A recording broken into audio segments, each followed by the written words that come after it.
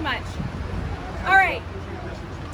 So I want to thank you all for coming today and joining us to celebrate our father, Denos Ray Mitchell, spelled D-E-N-O-S, that helped us out over many years and also caused a few problems. He was Denos or Denos, right? They like to joke about that.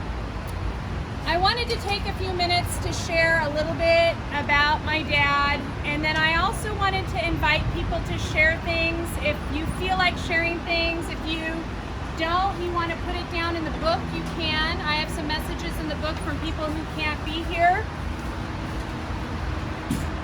I will tell you that up until the week and a half before my dad passed, Bob's always thinking ahead, my husband Bob there, about what are we going to do about your dad? And I said, stop it, that's my daddy you're talking about. So I was never ready, ever ready to give up my dad. And I know he lived to be 91, and I got 50 years with him, but I really wanted to have him for the rest of my life.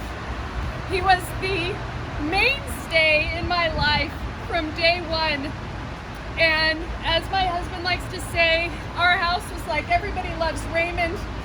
He'd come home from work and my dad would be there. He wasn't as obnoxious as Frank, but he was demanding.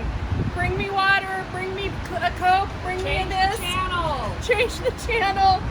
But he was just such a good man that we put up with that because he was a man of his generation. So I'm going to read a little bit here. And I am going to probably play a song. If some of you want to join me in singing it, you can. If you don't want to, that's okay. Bob and I were driving, and I heard Carol Burnett share a poem on the radio. And I said, that's about my dad. And it was about her daughter. She lost her daughter at the age of 39, and it was legacy. And the daughter wrote it before she died. The legacy we leave is really the lives we touch, the inspiration we give, altering someone's plan, even for a moment, and getting themselves to think, rage, laugh, cry, argue, walk around the block dazed. More than anything, we are remembered for our smiles, and he had a really good one. The ones we share with our closest and dearest, and the ones we bestow on a total stranger, which my dad always did, who needed it right then, and God put us there to be an angel. So this week, as we were getting the final details together, I asked God and I asked my dad to please be with me and guide me, and to write a little bit of something to share. So this is what it is. My dad's legacy. We are all connected.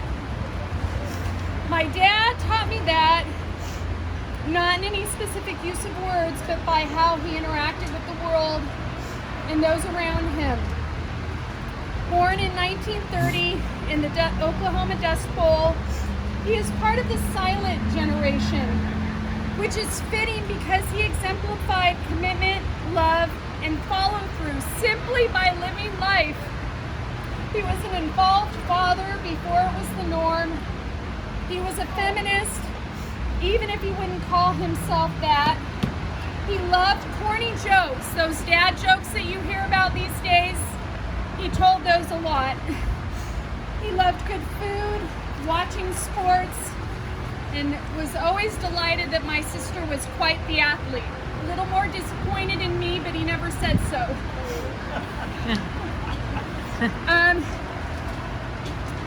And also being there to help and teach. My dad taught me, don't try, do. He had a way of laughing. My husband says I do the same thing, that communicated that he heard you, even if he didn't agree. No longer with us in body, he lives on in spirit, and I am reminded often of a beloved character. Stand up, your father is passing. He was our Atticus Finch.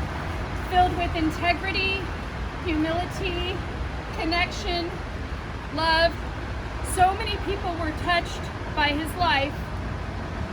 As we grieve, I'm reminded that those who are fortunate enough to have a relationship with him are part of his legacy, and I will do my best to honor and continue it, because we are his legacy here.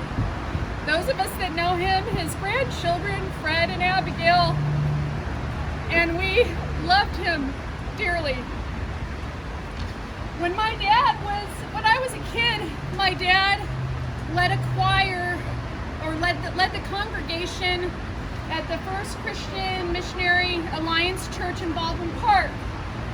And I remember as a little girl being so proud to see him up and leading songs. And so during that last week, they asked me if I wanted a chaplain to come and see him, and I said, no, I'm his chaplain, thank you.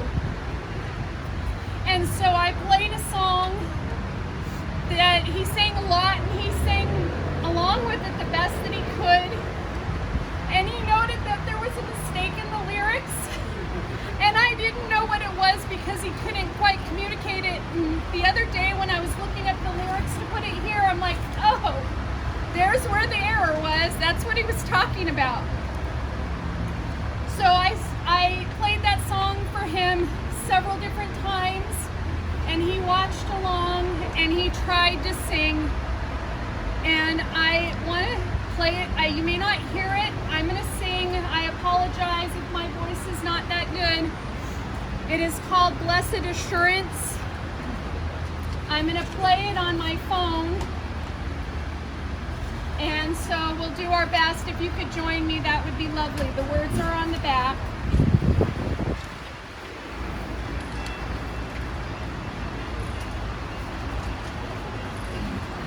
Blessed assurance, Jesus is mine. Oh, what a foretaste of glory divine, heir of salvation, purchase of God, born of His Spirit, washed in His blood. This is my soul. This is my song. Great is He, my Savior, all the day long. This is my soul. This is my song. Praising my Savior. We'll stop there so you don't have to listen to me sing. I know, he's pretty expressed. So it's at this point in time, I wanted to share a couple of more stories, and then if anyone would like to share, we'd love to hear. It means a lot to us. When I first started teaching, I was saying this to Mr. Mandela, when I first started teaching at Crenshaw, he used to drive from Covina to Crenshaw every Friday and videotape my students. And they loved it when Mr. Mitchell came. And the traffic and the miles and all of that. And he came and did that, and he went on field trips, and he joined me in the classroom. When he became a grandfather, when my oldest, Fred, was born, he was so tickled and pleased. In fact, if you come up and see, there's a picture of him holding me, and then a picture of him holding Abigail, my younger one, when I was a baby. And he would come and he'd watch the children, he'd be with the children, he'd talk to the children, he'd take them places. In fact, Fred went to karate for many, many years, and they all loved him there. And there's a photo there wishing him a happy 85th birthday. They put up a big poster just because they loved him that much. And I was telling Mr. Mandela that when I started to read the comments that his students made about him, I realized that he and I were very similar in the way that we taught, and I never knew that because he had retired before I started teaching. But he would staple my papers, he would just do anything. I could call him up. I think one time my friend Krista and I, we were waiting for our parents to pick us up, and my dad was going to pick both of us up, and everybody was taking a long time on the phone. And I said, watch this, it's going to take me 3 words. I called up, I said, Dad, now, bye. And he came over and he picked us up. So we did a lot of shorthand in that way. So those are just a few stories. I've got a million more that I think about all the time. But I would love to hear from you if you have any stories that you'd like to share about my dad. All of us would appreciate hearing them. And thank you for listening.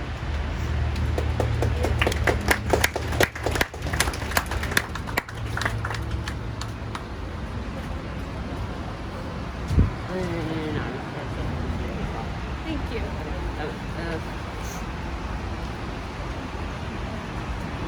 Thank you, Mrs. Holdsworth. Bad enough about using my teacher voice. She taught us, by the way. The dad taught me. My name is Hope Beards Holdsworth. I attended West Covina High School from 1959 to 1963. Each of those 4 years, I was privileged to be enrolled in Mr. Mitchell's Latin class. My older brother, William Garretts, had also studied 4 years of Latin with Mr. Mitchell as his teacher. We both have agreed that he was one of the best teachers we've ever had. One of my clearest memories of the time was the hours I spent translating English sentences into Latin. Mr. Mitchell required that we first diagram the sentences before writing them in Latin. But boy, did I learn the parts of speech in a hurry. The 2 parts of a sentence, subject and predicate, and the parts of speech, noun, verb, adjective, adverb, preposition. Sentence diagramming is no longer taught, but it sure helped me. We had endless vocabulary quizzes. Let's see. In the first 2 years, we learned to conjugate verbs such as to love, amo, amas, amat, any of you have had Latin, amamus, amatus, amant. And in the second 2 years, 3rd and 4th years actually, of Latin, we read Caesar's Gallic Wars, and the famous saying from that is, Veni, Vidi, Vici, I came, I saw, I conquered. And then we read Virgil's Aeneid the next year. Mr. Mitchell had a love and appreciation of the beauty of languages, and he passed this on to at least 2 of his former students, my brother and me, and I'm sure many more. Oh, thank you so much. Thank you. That's beautiful. Mrs. Hope, and I don't remember your last name because I only remember it as her student. She was my 4th grade teacher. We had a lot of West Covina Royal Oak, Charter Oak connections within the West Covina Royal Oak family. Mr. Branchow's kids went to Royal Oak. We went to Royal Oak, Charter Oak, and then you had teachers that their kids went to West Covina over on the Royal Oak side. We had Mr. Mandela, Coach Mandela's cousin, Mike Mandela, was a teacher at Royal Oak High School. So there is, and the Mannings, cousins. Sherry and I taught in Baldwin Park Unified forever, not knowing that we had the connection of the Mannings. I said, my cousin Brad is the principal, and Sherry's all, no, that's my cousin.